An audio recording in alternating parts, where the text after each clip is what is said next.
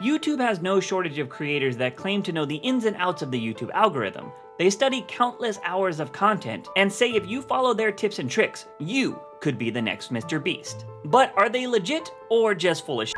That's something I want to tell you about with this little experiment I did over the course of my last 4 videos, and with a bunch of information that I've gathered over the years in my YouTube journey. Now, before we jump into it, I should make it known that YouTube gurus are not my favorite type of creator on the platform because sometimes they give me a grifter vibe. Gurus are like lotto tickets. People will always watch them because they want to get lucky. They hope one thing gurus say can skyrocket them to being in a video with Justin Timberlake right before he gets called out by Britney Spears. I feel like if you've seen one guru's content, you've seen all of them because they're constantly recycling content to make it seem fresh. But I'm always open to giving somebody the benefit of the doubt, so if you are a guru watching this, watch to the end because I might have something for you. So let's get on with this little experiment I ran using suggestions from YouTube gurus on my last 4 videos. With the first video, I pulled a lot of information from a creator named April Lynn Alter because she made some fantastic videos about YouTube intros and thumbnails. She was even kind enough to make a visual aid that you could easily follow along with. I tried to take April Lynn's words to heart with this first video because she described me perfectly with this clip. Most of us come up with a video idea, script the video, film the video, edit the video, upload the video, think, oh yeah, I need a title and thumbnail, and then slap something together and hit publish. So I decided to take my time, and for the title I ended up with Is Wokeness Ruining Art? I do want to say, don't get the wrong idea about my usage of the word woke here. I landed on that word because people don't really search the terms progressiveness or societal norms, so woke was best for SEO. I paired that with a thumbnail of the Statue of David to symbolize art, added various woke terms to fit the keyword from the title, and then added a picture of Sokka's face from Avatar: The Last Airbender because that was a big part of the video. I even made 3 additional thumbnails just in case one didn't work out right away. So I think I satisfied the guru requirements on that one. The next thing was the intro, and this wanted to make me blow my brains out. Like I said, April Lynn provided a fantastic breakdown for what YouTube intros should look like. And I shit you not, I spent a week trying to fit my intro into those parameters. It was so bad that I missed a weekly upload, and I don't even know if I got the thing perfectly right. At least I was able to match my thumbnail to the intro of my video. After that, everything else went pretty smoothly, and I will say that I did have a lot of confidence knowing that my thumbnail and title were already done, so once I exported this video, I could just upload it. If I'm being honest, trying to fit my content into the parameters set by April Lynn's intro felt kind of robotic to me, and at the same time, I was dreading my next 3 videos, because if I was going to have to spend the same amount of time as I did on the first video on the next 3, it would have taken 6 weeks to drop these videos, and I just can't do that. Before moving on to the next thing, I'm going to need you to hit that subscribe button and turn on notifications, because when I'm not making content about YouTube gurus, I'm usually making commentaries on wacky topics, telling stories about my life, doing experiments, or just making content I enjoy, because f*** the niche. Was that a good CTA? Because that is something gurus say is a must-have when it comes to a successful YouTube channel. So today we're going to design you the perfect call to action. Comment or subscribe or leave a like. Ask people to subscribe. So subscribe! So while dreading the thought of my next video, I decided to try some other guru suggestions in the meantime. I came across this video by vidIQ that talked all about fixing up your YouTube channel page to get more subscribers by doing things like changing your channel banner, your about section, channel trailer, and some other things. So I did just that. They mentioned that your channel banner should showcase what your channel's about, and since I'm at war with the word niche right now, more on that later, I decided to showcase that on my channel banner. I know that might not be the clearest message in the world, but that's why I decided to showcase what people can expect from my channel in the About Me section. And to finish off the guru trifecta, I changed out my actual channel trailer to a video that I thought would be good at catching people's attention. Now, vidIQ does say that this isn't going to be some overnight success to get you a whole bunch of subs, but it should help you in the long run, and since I've made those changes, I've gotten 5 subs. Yeah, alright! But let's head back to those 3 videos that I still needed to make, because I had to change some things up for my own sanity. You see, part of my content is that I make commentary videos, and usually when it comes to those types of videos, getting them out in a timely manner actually matters. You can't spend days or weeks thinking about a title and thumbnail like April Lynn says, because by that time, your commentary might not even be relevant anymore. So I decided to make a video that was actually a follow-up to the previous video I made weeks prior about digital media. I did still try to make an interesting intro and follow other guru suggestions, but this video was far less editing intensive compared to the first one. I ended up doing the same thing with the third video, and surprisingly, doing things my way actually provided a better result. Now, for full transparency, I do want to mention that I did have to change the titles on all 3 of these videos before they started getting decent views. With video 2 and 3, the spike in views was a lot more drastic after the title change. But again, I do want to point out that I didn't spend much time on planning these videos out. They were like day of video ideas, and they were doing better view-wise than the first video I spent weeks on. You could make the argument that I just didn't find the perfect title for that first video. And it's totally possible, but with the amount of time that I saved working on videos 2 and 3, I don't know if it's worth it to find that perfect title, because you might come up with it right when you're about to hit the upload button. Also, I thought I had the perfect title and it didn't work. Luckily, the cool thing about YouTube is you can change your titles after you upload, and hopefully that new title will get pushed out into search, which is what I think happened with these videos. As for the fourth video, I did take my time on that one, and it's currently sitting at 119 views at the time of this recording. One positive thing I will say about the first video is out of all of the videos, that one was the best performing when it came to subs. So do what you will with that information. Now, it might seem like I didn't really try when it came to planning for the last 3 videos, but I do want to make it known that when I launched this channel, I actually paid people to design my thumbnails, and I got some help from someone with multiple successful YouTube channels to help me create the titles for those first 5 videos. And if I'm being honest, those videos are probably some of the best on my channel because I spent months creating them, but they still didn't produce results like many gurus would suggest they should. I do want to mention that the editing for this guru video took longer than expected, and during that time, I released 4 additional videos that I didn't put much planning into, and 2 of them crossed the 1,000 view mark, with one of them becoming the second highest viewed video on my channel. So that was my little experiment of taking guru suggestions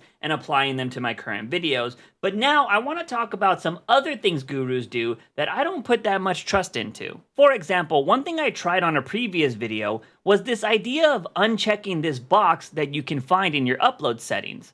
The idea behind this is that your videos will be sent out to active users instead of your subs who might actually be inactive. I first learned this from the streamer Pirate Software and thought it made a lot of sense for shorts, because whether the video explodes or dies, you aren't risking the chance of losing much revenue because shorts don't make that much. But I never considered this for long form videos until I saw a video by Marcus Jones. They suggested that small YouTubers should uncheck this box if they have content that is different from what their subscribers might like. So I tried it on one of my videos, and it turned out to be one of my worst performing videos since the launch of my channel. I should point out that these 3 videos were part of the 6 videos that I launched with on day 1 of my channel. I got that suggestion from MatPat. Hello, Internet! I'm not even sure this method works with YouTube Shorts, because this video right here is when I started to uncheck the box. 20,000 views looks great, but I haven't got anything close to that since, and if you take that one video away and get the average between the checked and unchecked shorts, the average was slightly better for the checked ones. If you want more evidence that this suggestion is possibly BS, here is the YouTube liaison talking about it. Performance is primarily driven from the data from where the video was served. Home from the home page, search from search. Subs, including notifications, often watch from home anyways. You can check this in your analytics. So unchecking that box may not have a direct impact. I don't want this video to harp on every little things gurus say, because there's so many variables to why things work and don't work. So I want to pivot to 2 things that a majority of gurus say that absolutely drive me up a wall. The first one is you need to find a niche. You will hear every guru tell you this is what you need to be successful on YouTube because it's how viewers watch content. And if I'm being honest, there is a decent amount of evidence to back this up. Hell, I even work for a channel that is pretty niche.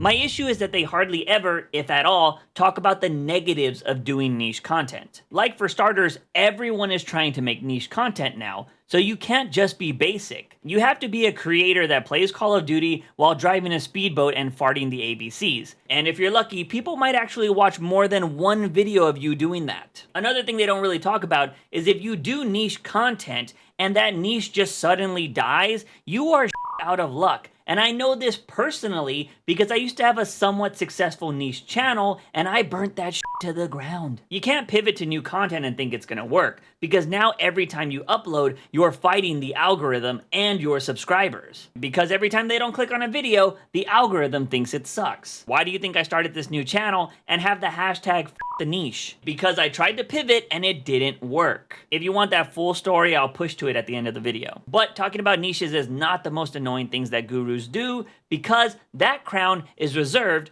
for MrBeast. MrBeast. MrBeast. And MrBeast. MrBeast. MrBeast. MrBeast We get it! You think MrBeast is the greatest YouTuber ever to live on this planet. Everything he says should be studied in the universities of YouTube. But here's the thing, you're not MrBeast, I'm not MrBeast. Nobody's ever going to be MrBeast. I mean, the closest person to him is Eric, and that guy's gotta fake his videos to get there. The amount of time gurus' channels spend on MrBeast's greatness is insane. I understand it because he's so successful and you can learn things from him. But again, like the niche stuff, they speak some truths, but they leave out so much information, in my opinion, that can be misleading to small creators. Let me tell you something about MrBeast that doesn't get mentioned enough. Did you know that MrBeast was making content for 5 years before he dropped his viral "I gave $10,000 to a homeless guy" video? Also, how many subscribers do you think MrBeast had when that video went viral? 10,000, 100,000, maybe 500,000? MrBeast already had over 1 million subscribers that he could feed that video to. Oh, and when he was making all those videos back in the day, he wasn't following all of these insane details that gurus feed to you. He was just a guy with crazy ideas. Does he do all those insane details now? Yeah, for sure.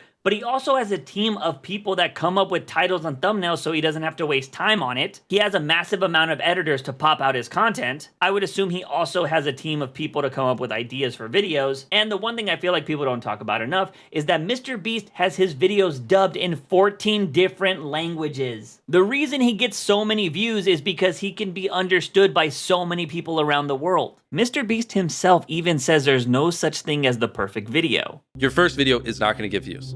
Period. It's not. Your first 10 are not going to get views. I can very confidently say that. So stop sitting there and thinking for months and months on end and just get to work and start uploading. There's literally no such thing as a perfect video. So why are so many gurus telling people to be like MrBeast? If you need any more evidence on why MrBeast isn't a great example to learn from, let me tell you about a recent video from Ludwig where he created a brand new account and watched 1,000 videos using the autoplay feature on YouTube. The second video that played was a MrBeast video, and the next 138 videos to autoplay were also MrBeast. You could be making the best content in the world, and I guarantee you that YouTube isn't going to feed 138 straight videos to brand new accounts for you. I could speak ad nauseum for why I think MrBeast shouldn't be used as an example when explaining things to small creators, but that's a different video.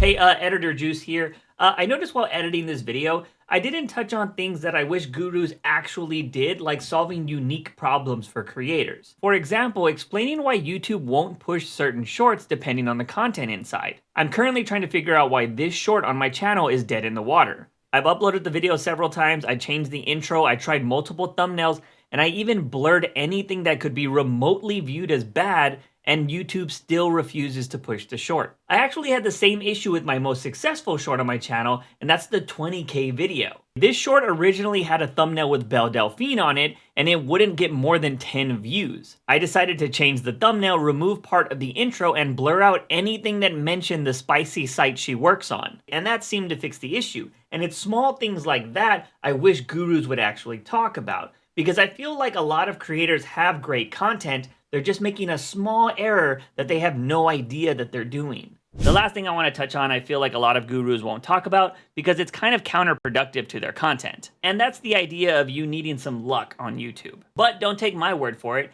Hear it from Moist Critical, who has worked closely with YouTube and has over 14 million subscribers. If you go in with that mentality of, I'm gonna do this and I'm gonna blow the f up from it, you're probably gonna fail. You're probably not gonna get very far.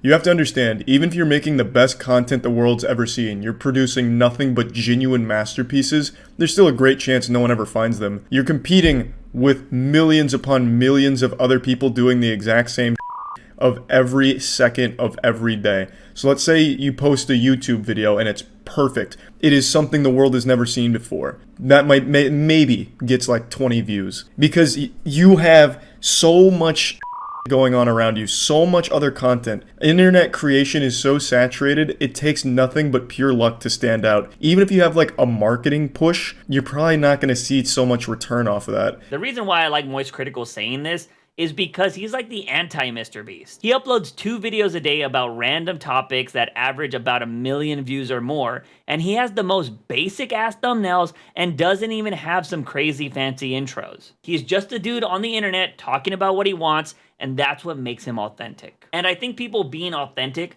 will always be the best way for people to become successful on YouTube instead of making some robotic content to please the algorithm. Now, for any gurus that are still watching this video, I am 100% open to being wrong. If you think there is something that I can change about my content to improve it, I'm all ears. If you have suggestions for titles, thumbnails, or whatever, feel free to hit me up on Twitter, leave a comment under this video, or even make a video telling me what I'm doing wrong. But make sure the information is legit, because I'm not just gonna listen to anybody and start changing up all my stuff. Anyways, those are my thoughts on YouTube gurus. If you wanna find out why I hate niches so much, definitely check out this video right here. But as always, don't forget your daily dose of juice.